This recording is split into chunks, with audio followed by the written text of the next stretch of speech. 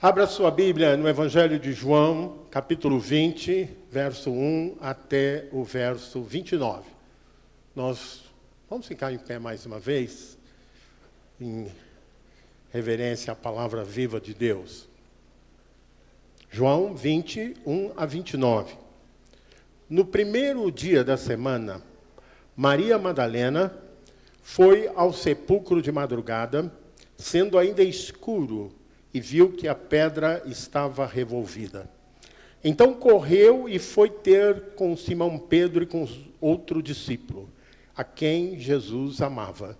E disse-lhes: tiraram do sepulcro o Senhor, e não sabemos onde o puseram. Saiu, pois, Pedro e o outro discípulo e foram ao sepulcro.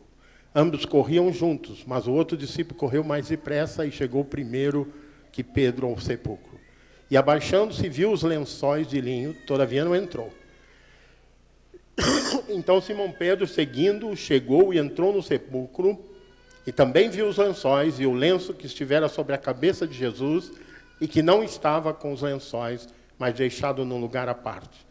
Então entrou também o outro discípulo que chegara primeiro ao sepulcro, e viu e creu, pois ainda não tinham compreendido a Escritura que era necessário ressuscitar ele dentre os mortos. E voltaram os discípulos outra vez para casa.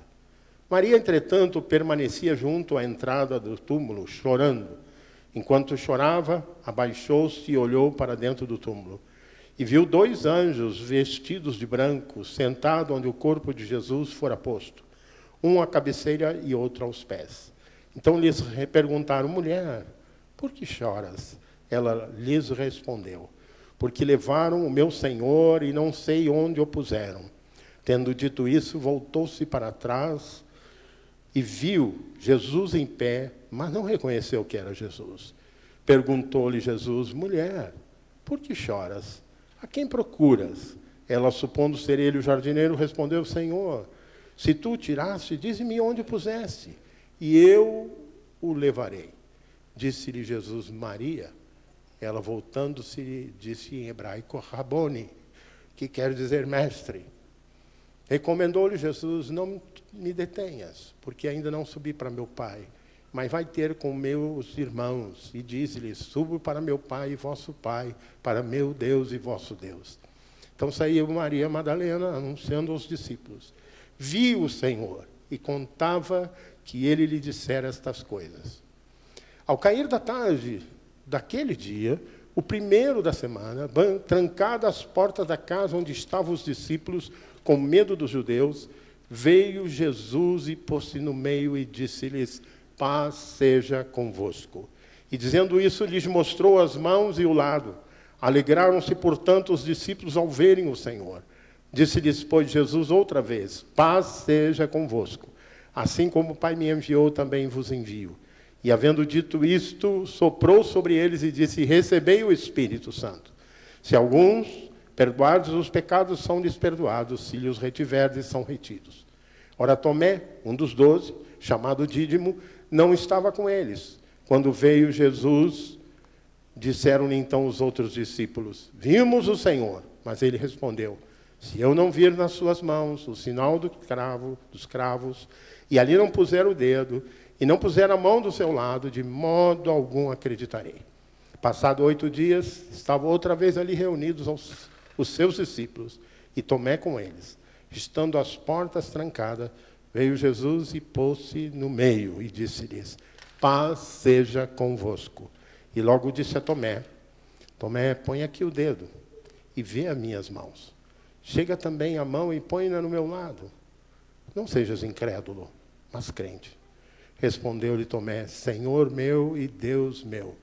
Disse-lhe Jesus: porque me viste e crestes? Bem-aventurados que não viram e creram. Amém. Oremos. Senhor, é com temor e tremor que nos acercamos da Tua palavra, da Tua santa presença, da Shekinah, da glória.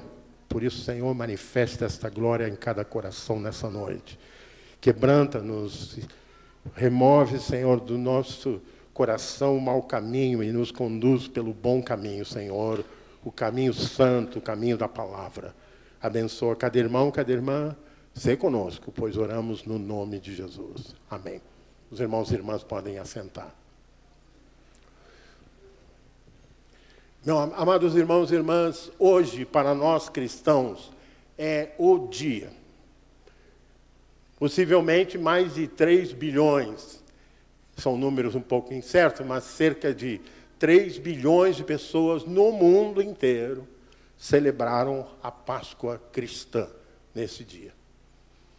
E é o dia, quando ensino o Novo Testamento, eu digo sempre que os evangelhos não são assim assertivamente como nós costumamos fazer quando contamos, narramos a história de alguém. Os evangelhos foram escritos de trás para diante.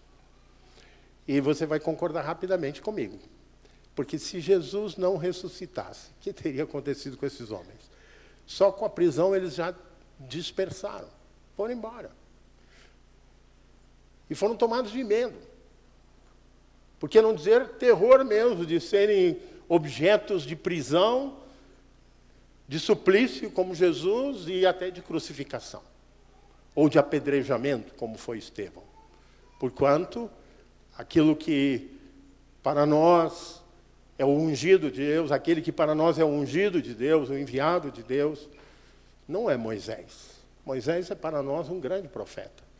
Mas o ungido é Jesus de Nazaré, o Filho de Deus. Por isso que eu disse que é o dia. É o primeiro da semana. Diferentemente dos judeus, que guardam o sábado, e até algumas seitas ou denominações cristãs guardam o sábado, nós guardamos o primeiro dia da semana. Repita comigo, nós guardamos o primeiro dia da semana. Dia da ressurreição. Amém? E falar da ressurreição e falar desses acontecimentos, temos que começar pela perplexidade de que não foram nenhum dos 70 discípulos que foram cedinho lá para ver o corpo de Jesus. Foram as mulheres. Nós homens, eu costumo dizer assim, que muitas vezes tem muito pastor que enche o peito, né? Eu sou sacerdote do Deus Altíssimo, sou bispo, sou apóstolo, sou patriarca, etc., né? Eu digo que a gente tem que ter esse vergonha, porque dos 70 não tinha nenhum clérigo. E dos 120 convertidos depois da ressurreição, não tinha nenhum pastor, nenhum sacerdote, só leigos. Então a gente tem que ter muito temor, porque quem mexe com as coisas espirituais, com as coisas de Deus, muitas vezes se ensoberbece, achando que é superior aos outros. Não é, não. É miserável pecador, resgatado e lavado no sangue do Cordeiro. Porque se não for assim, não vai andar de jeito nenhum. Não tem maior distinção. E eu preciso deixar isso muito claro. Mas, ainda comparando homens e mulheres, as mulheres têm uma certa preeminência, porque elas foram as primeiras a estarem lá no sepulcro.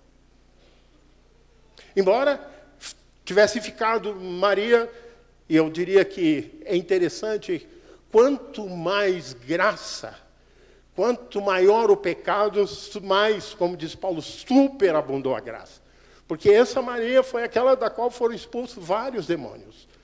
Era uma mulher rejeitada, desprezada, totalmente alijada do convívio da sociedade, mas ela foi restaurada.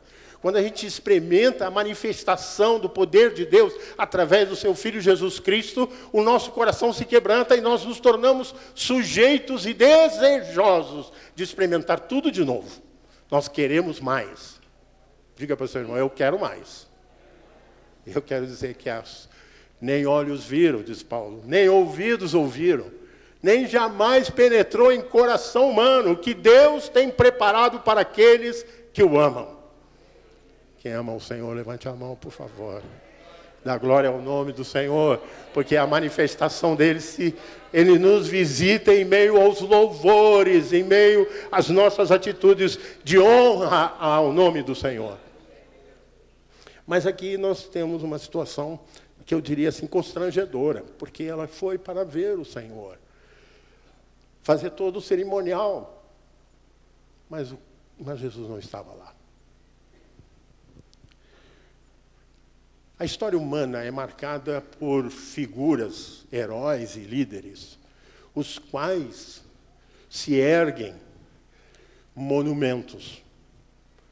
Mesmo no judaísmo, os dois maiores ficou difícil de achar monumento, mas há uma tentativa, que é Moisés e Elias.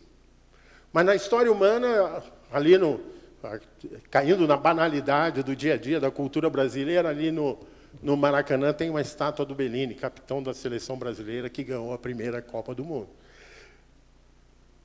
Mas nós não temos um lugar, embora o Monte do Calvário, o Monte da Caveira, seja frequentado por turistas cristãos, Jesus não está lá.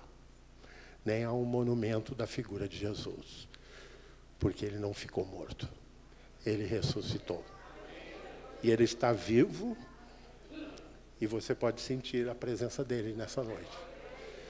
Ele está andando no meio de nós, pronto para abençoar.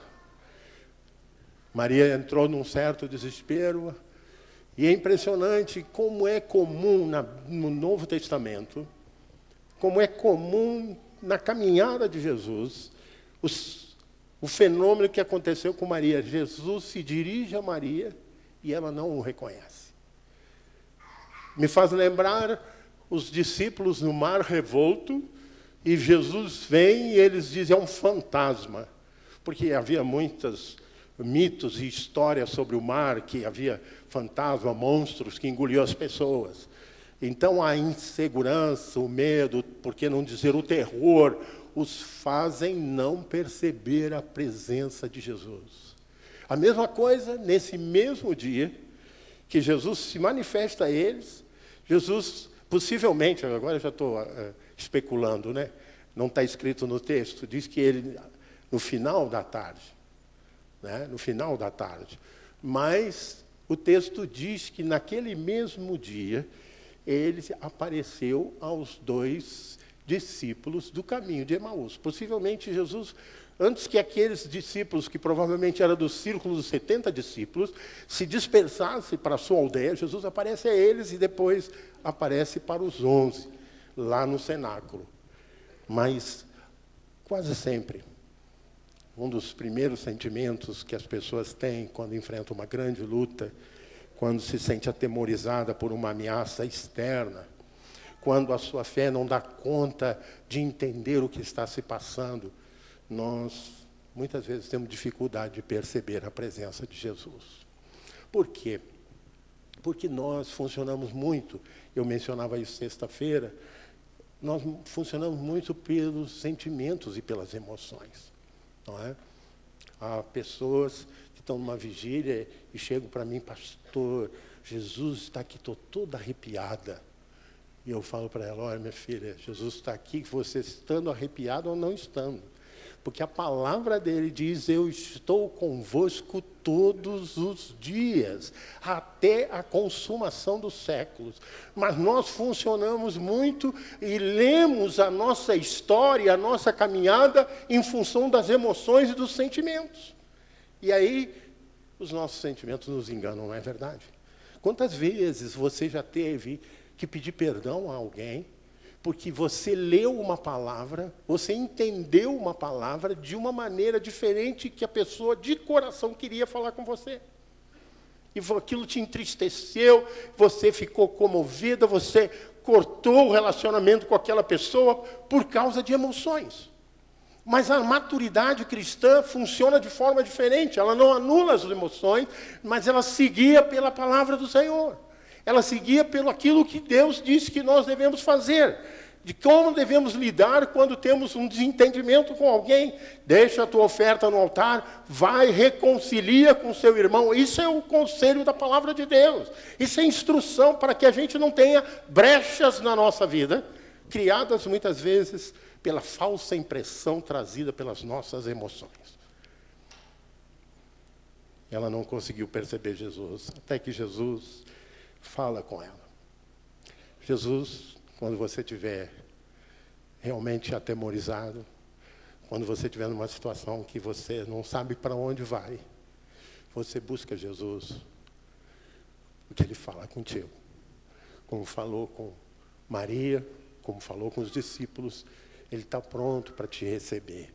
Ele está pronto para te acolher. Ele está pronto para te instruir. Ele traz à sua memória coisas que podem te dar esperança. Mas o texto continua e diz que Pedro e João atenderam. Não foram os 11 lá. Pedro e João. Pedro porque já havia pago, como eu disse, um vexame muito grande diante da sua negação de Jesus, na sua confiança em si mesmo. E João, porque parece que ele, como mais jovem, tinha um coração que foi sendo quebrantado, embora com o irmão fossem chamados filhos do trovão, ou seja, aquelas pessoas explosivas, temperamento, digamos, sanguíneo, como diz os entendidos, né? E eles foram. E Pedro, diz o texto, que chegou lá, entrou no sepulcro, viu lençóis, mas não há sinal de que ele tenha realmente crido. Já João, diz o texto, que ele viu os lençóis, não é? Chegou primeiro ao sepulcro, viu e creu. Como é que nós nos tornamos mais crentes, pessoas de mais fé? Nós nos tornamos mais crentes quanto mais intimidade com o Senhor e com a sua palavra. Quanto mais a palavra passa a ser parte da nossa vida, nós conseguimos absorver a instrução da palavra mais rapidamente. Nossa maturidade chega, nossas reações às situações adversas mudam, porque a palavra norteia. Ela é caminho, não é? Ela é luz para o nosso caminho. Mas o temor pode nos fazer perder muita bênção. Diz o texto, já no versículo 19, que ao cair da tarde daquele dia, creio mais ou menos 5 horas da tarde, Jesus havia ressuscitado antes das 6, no raiar do dia. E os discípulos permaneceram 11 horas sem desfrutar da presença de Jesus. Muito triste. E se eu conheço bem, não sou psicólogo, a psicologia feminina, daquela primeira hora que Maria tem esse encontro com Jesus, até a hora que Jesus aparece para os discípulos no cenáculo, eu acho que 1/3 da cidade de Jerusalém já estava sabendo que Jesus tinha ressuscitado. Enquanto os homens são meio comedidos, ficam pensando 10 vezes para contar uma boa notícia, não é? Medem muito suas palavras, as mulheres explodem em alegria e emoção quando são impactadas. Pode cumprimentar as irmãs que estão ao seu lado aí, diz, vocês tiveram a primazia. Tiveram a primazia. A primeira pessoa a conversar com o Cristo ressuscitado foi uma mulher. Nós temos homens, aí precisamos ficar com o coração mais quebrantado, menos arrogância e honrar as nossas senhoras. Por favor, entendam qual a Nossa Senhora que eu estou falando. A sua senhora, né? Seja sua mãe, seja sua esposa, não é? Aquela que alegra o seu coração e o seu lar. Perderam por 11 horas. Finalmente Jesus aparece, onde eles estavam, e o texto diz que ele entra, ele tem que atravessar a parede. É uma suposição objetiva, né? Porque a porta estava trancada. Como é que Jesus ia se manifestar para eles? Eu fico até pensando, porque lá no Apocalipse, e aí já novamente é uma especulação minha, que Jesus bateu na porta. Eles estavam lá meditando nas coisas que haviam aprendido, cheios de temor, querendo saber por que iam fazer, ou quem sabe até orando, mas Jesus estava do lado de fora. Com Jesus do lado de fora não tem jeito. Diz para o seu irmão, com Jesus do lado de fora não tem jeito. tem que convidar Jesus para entrar. Você vai começar o dia. Eu costumo dizer que a gente frequentemente é muito arrogante, sabe, irmãos? Porque a gente começa o dia, tem uma agenda de trabalho, tem que chegar no trabalho, tem uma agenda de trabalho para fazer, e a gente julga que vai dar tudo certo, porque, afinal, eu vou dar conta do recado. Isso tem um nome, irmãos, é arrogância. Convida Jesus a andar contigo cada dia. Não cometa a temeridade de começar um dia sem pôr o joelho no chão, ainda que seja 5 ou 10 minutos, porque você gasta mais tempo que isso fazendo a barba, ou arrumando o cabelo, ou tomando o seu café. Coisas de banalidade. Você imagina a dimensão eterna do seu dia quando Jesus entra nele. Que não seja necessário Jesus arrombar paredes para entrar. Tem um canto que diz, deixai o Senhor entrar. Deixai o Senhor entrar. Nós temos que fazer isso diariamente. Porque você não vai dar certo. Sem Jesus não dá certo. Diz para o seu irmão, sem Jesus não dá certo. Jesus entrando, atravessando as paredes, porque o temor, as convicções, que eles estavam numa grande furada, ou que eles já haviam embarcado numa aventura, todas as opiniões que circulavam na cidade de Jerusalém. Você quer saber como é que era a opinião? Abra sua Bíblia no capítulo 24, de Lucas.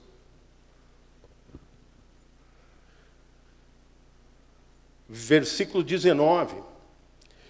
No 18, no final, eles dizem, és o único que, porventura, que estando estado em Jerusalém, ignora as ocorrências desses últimos dias. Ele lhe perguntou quais, e explicaram o que aconteceu a Jesus, o Nazareno, varão profeta, poderoso em obras e palavras diante de Deus e todo o povo. Como os principais sacerdotes e as nossas autoridades o entregaram para ser condenado à morte e o crucificaram. Ora, nós esperávamos que fosse ele. O que quer dizer isso? Eles já não esperavam mais nada. Estavam indo embora. Esse mesmo sentimento provavelmente rondava o coração dos discípulos fechados no cenáculo. Como é que a gente sai dessa? Como é que a gente volta para Galileia? Sem perspectiva. Não há perspectiva quando nós não cremos na palavra de Jesus. Porque ele disse, repetiu, é necessário que o Filho do Homem seja preso, seja morto, humilhado e ressuscite ao terceiro dia. A palavra de Jesus precisa estar viva no nosso coração. As circunstâncias que você vive, por mais ameaçadoras que sejam, elas não têm a última palavra. Jesus tem a última palavra. E é a palavra definitiva. E é apropriada. Porque ele faz duas coisas decisivas para a vida deles. A primeira, ele diz Shalom. E Shalom, irmãos, não é apenas assim, nominalmente aquilo do significado que hoje nós damos. Shalom é alegria, prosperidade, segurança, controle. Ou seja, o Senhor está dizendo, eu estou no controle. Fiquem tranquilos, fiquem quietos, não é? Que o Senhor vai batalhar por você. Ele vai fazer a obra na sua vida. Quanto mais submisso, quanto mais disponível, quanto mais nas mãos dele, ele vai fazer a obra para você. Eu pregava, até um pouco contrariado, certa feita, numa praça ali em frente ao Hipódromo da Gávea, no Rio de Janeiro. E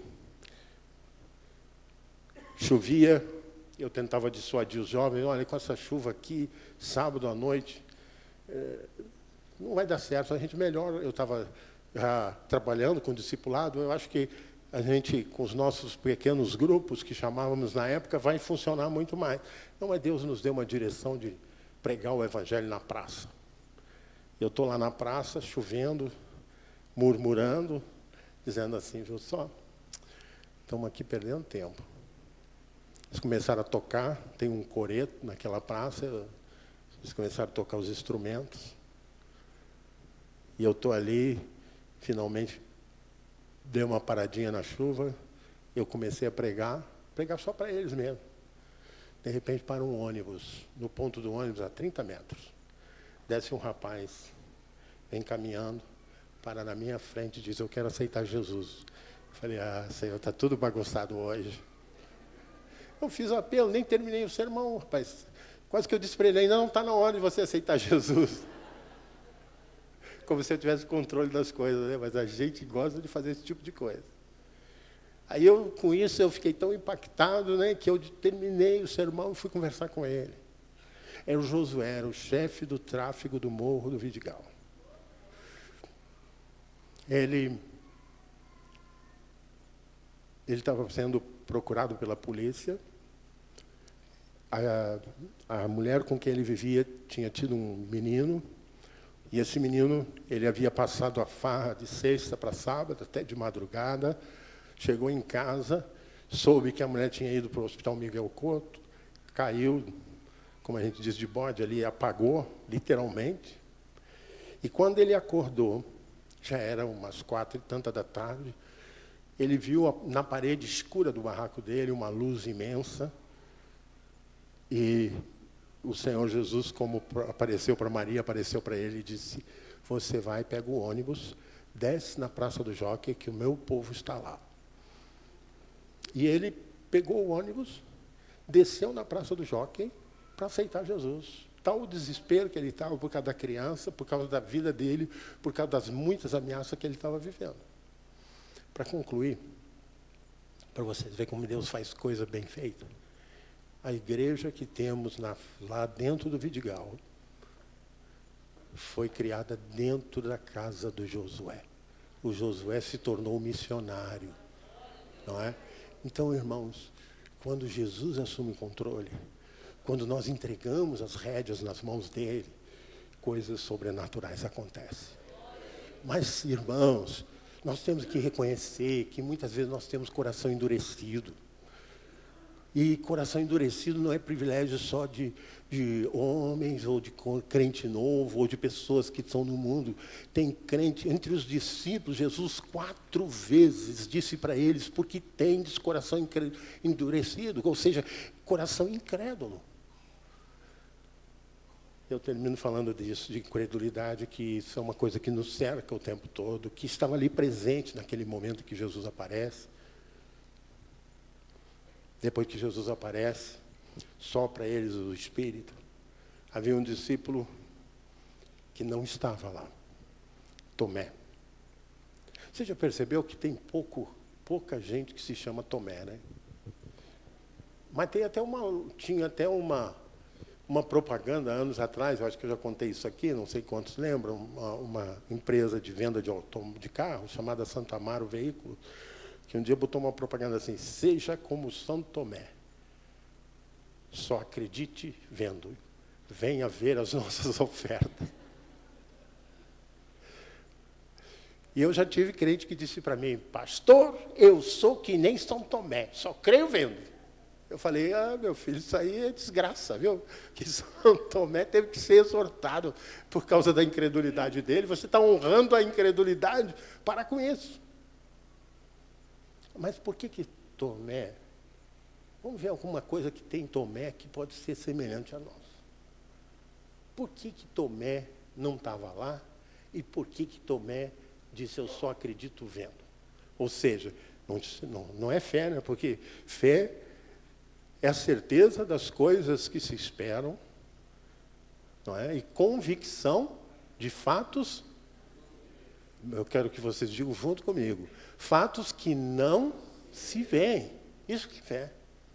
Ninguém pode dizer para mim que tem um púlpito aqui, eu não preciso exercer fé para crer num púlpito, eu estou chegando, estou até tocando nele. Mas Tomé, viaja comigo. Lá para o capítulo 11 de João. Eu prometo que não vou me estender muito mais. Diz assim, lembram, o capítulo 11 é o capítulo da narrativa da ressurreição de Lázaro. No capítulo 10, lá no final, Jesus tem que ir para sair da região de Jerusalém, porque os judeus queriam matá-lo.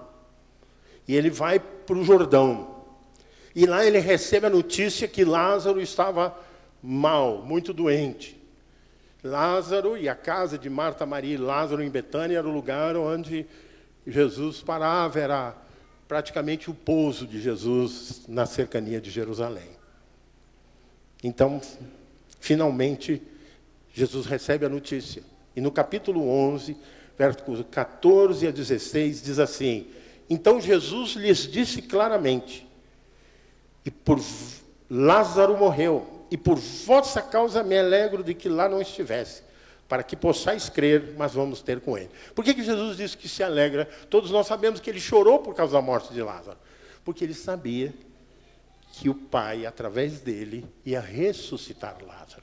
E aquele episódio seria uma semente de fé, de convicção, daquilo que cantamos hoje aqui. Ele é poderoso. E que Deus é poderoso. Mas o texto continua. Então Tomé, chamado Dídimo, que quer dizer gêmeo, disse aos codiscípulos: vamos também nós para morrermos com ele. Rapaz nobre. Ele não disse assim: não vamos não nessa furada, nós fugimos de Jerusalém há poucas semanas, queriam matar a gente, não vamos voltar não. Ele foi fiel. Vamos sim, mas vamos lá para morrer. Você é o tipo de crente que espera sempre o pior?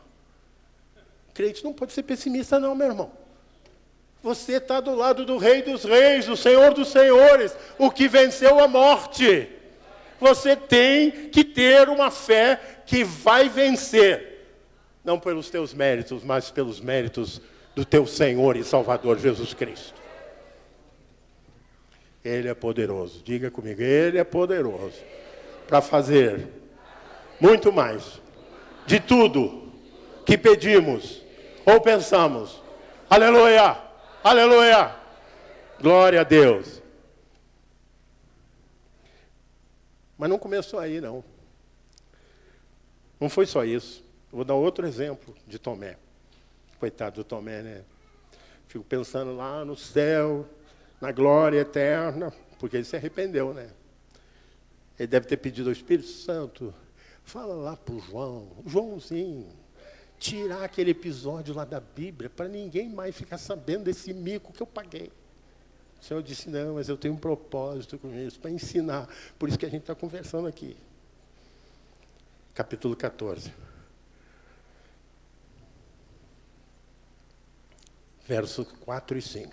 Vós, olha Jesus instruindo. 3 anos com eles. Instruindo, discipulando, consolidando, multiplicando. Tudo que a gente pode fazer no discipulado, Jesus fez. Ninguém faz discipulado e ninguém faz discípulo melhor que Jesus. Amém? E vós sabeis o caminho para onde eu vou. Disse-lhe Tomé: Senhor, não sabemos para onde vai. Como é que a gente vai saber o caminho? É aquele tipo de crente que tudo tem que ser decodificado dentro da cabeça dele. Se não passa no crivo da racionalidade dele, não aconteceu. Pessimismo e excesso de criticismo. Conhece aquelas pessoas que criticam tudo? Isso é uma forma de incredulidade. Nada está bom. Mas Jesus é misericordioso. Olha para você aí. Você está aqui. Está na casa do Senhor. Olha para mim. Miserável pecador, resgatado pela graça de Deus. O que seria de nós se não fosse Jesus? Não é verdade? Eu acho que Jesus alterou a agenda dele. Não sei se ele ia voltar a aparecer, porque ele já tinha dado o recado. Alterou a agenda, voltou a aparecer. De novo no domingo. Olha o dia. É o domingo. Primeiro dia da semana. Apareceu. E disse: Tomé, não sejas incrédulo, mas crente. Não sejas incrédulo, mas crente. E ele se quebrantou, né? Com a presença do Senhor. E disse: Senhor meu e Deus meu. Senhor meu. Repita comigo, Senhor meu e Deus meu. Essa é uma chance de você crescer na fé. Está difícil crer nos propósitos de Deus para a sua vida? Está difícil crer que Deus pode mover as águas nessa situação que você está vivendo? Eu digo para você, Ele pode. Porque maiores obras do que esta Ele já fez. Então eu te convido a vir aqui a esse altar para exercitar a sua fé. Se você não está enxergando, se você não está tocando, hoje é a hora de você abrir os olhos da fé. Não é? Ele está presente, Ele ressuscitou e Ele está se movendo entre nós. Tem alguma coisa que te atemoriza? Tem alguma coisa que ameaça a sua casa, a sua família? Deixa seu lugar e ponha-se de joelho na presença do Senhor. Eu vou ajoelhar contigo. Porque Deus vai trazer à luz aquilo que ainda não existe. Porque Ele faz isto. Não é? Não seja pessimista. Não espere o pior. Você está na companhia do Rei dos Reis. Espere o melhor. Se Deus está falando contigo, vamos ficar em pé. Enquanto cantamos, deixa seu lugar. Exercite a sua fé comigo. Deus vai operar, Deus vai curar, Deus vai restaurar, Deus vai fazer obra tremenda contigo, comigo, conosco, porque Ele está vivo. Ele ressuscitou, Ele venceu a morte.